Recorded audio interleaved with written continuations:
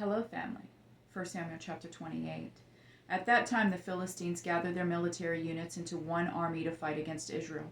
So Achish said to David, "You know, of course, that you and your men must march out in the army with me." David replied to Achish, "Good, you will find out what your servant can do." So Achish said to David, "Very well, I will appoint you as my permanent bodyguard." By this time Samuel had died. All Israel had mourned for him and buried him in Ramah, his city, and Saul had removed the mediums and spiritists from the land. The Philistines gathered and camped at Shunem.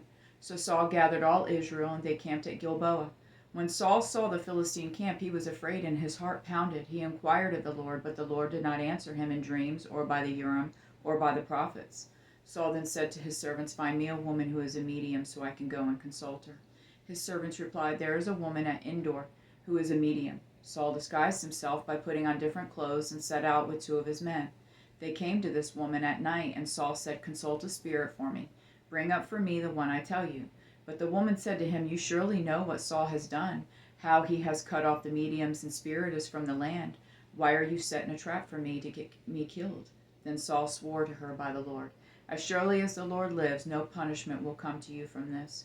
"Who is it that you want me to bring up for you?" the woman asked. "Bring up Samuel for me," he answered. When the woman saw Samuel, she screamed, and then she asked Saul, "Why do you deceive me? You are Saul." But the king said to her, "Don't be afraid. What do you see?" "I see a spirit form coming up out of the earth," the woman answered. Then Saul asked her, "What does he look like?" "An old man is coming up," she replied. "He's wearing a robe." Then Saul knew that it was Samuel, and he knelt low with his face to the ground and paid homage. "Why have you disturbed me by bringing me up?" Samuel asked Saul. "I'm in serious trouble," replied Saul. "The Philistines are fighting against me, and God has turned away from me. He doesn't answer me anymore, either through the prophets or in dreams, so I've called on you to tell me what I should do." Samuel answered, "Since the Lord has turned away from you and has become your enemy, why are you asking me? The Lord has done exactly what he has said through me. The Lord has torn the kingship out of your hand and given it to your neighbor David. You did not obey the Lord and did not carry out his burning anger against Amalek. Therefore the Lord has done this to you today. The Lord will also hand Israel over to the Philistines along with you. Tomorrow you and your sons will be with you, and the Lord will hand Israel's army over to the Philistines." Immediately Saul fell flat on the ground. He was terrified by Samuel's words and was also weak because he had not eaten anything all day and night. The woman came over to Saul, and she saw that he was terrified and said to him, "Look, your servant has obeyed you. I took my life in my hands and did what you told me to do.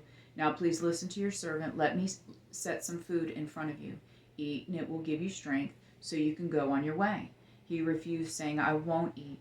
But when his servants and the woman urged him, he listened to them. He got up off the ground and sat on the bed. The woman had a fattened calf at her house, and she quickly slaughtered it. She also took flour, kneaded it, and baked unleavened bread. She served it to Saul and his servants, and they ate. Afterward, they got up and left that night. I love you, Jonathan and Jesse.